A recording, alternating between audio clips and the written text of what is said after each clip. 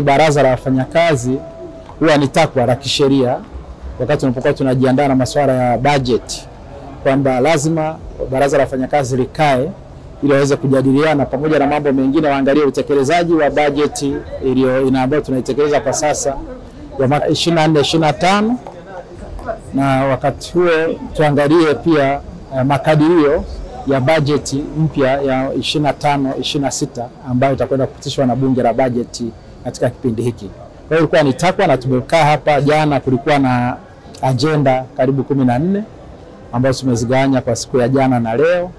Na katika hizo agenda moja hapo ilikuwa ni hiyo ya mapitio ya utekelezaji wa budget. Mengi yaliibuliwa,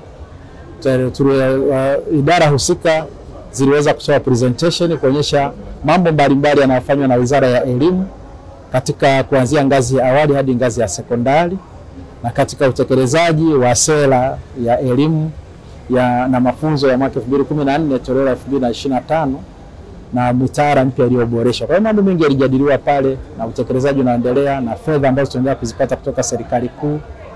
Lakini pia ikaja topiki ya masuala ya utumishi wa umma kwa watumishi mbalimbali wa Wizara ya Elimu pamoja na taasisi zake. Yaliibuka masuala machache ambayo mengi yalikuwa ni kusifia zaidi, na hayo machache ambayo yaliibuka ni pamoja na upungufu wa baadhi ya watumishi kwenye baadhi ya taasisi zetu, ambapo haya yanaendelea kushughulikiwa na wizara yetu na serikali yetu.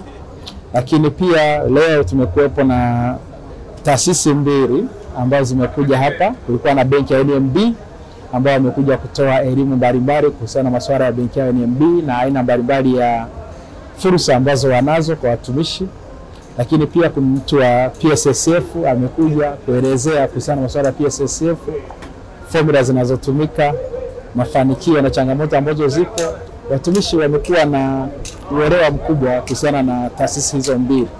Na baada ya hapo tumekuwa na maazimio ambayo yametolewa. Maazimio yamekuwa kama maazimio 7 ambayo ni maazimio ya kawaida kabisa, ambayo uongozi wa Wizara ya Elimu, Sayansi na Teknolojia kwa kushirikiana na wizara zetu nyingine pamoja na serikali kwa ujumla tunaenda kuyatekeleza hayo maazimio. Kikao kimekuwa na mafanikio makubwa, mahudhurio yalikuwa ni makubwa, wajumbe ambao ni halali ni 99 na wengi kwa asilimia kubwa walikuwepo hapa. Lakini pia kikao hiki cha baraza kwa muda wa siku 2 kimepata bahati ya jana kuwa na mgeni rasmi ambaye ni waziri wetu wa elimu ya sayansi na teknolojia, Profesa Adolf Mkenda, ambaye alipita hapa pia na yeye akajaribu kuelezea na mambo ambayo yanatekelezwa na wizara yake. Kwa hiyo tunashukuru sana ushirikiano mkubwa ambao tumeupata kwa wajumbe wa baraza hili. Tumeweza kulifanya limekuwa ni baraza ambalo limeweza kukamilika leo kwa ufanisi mkubwa sana.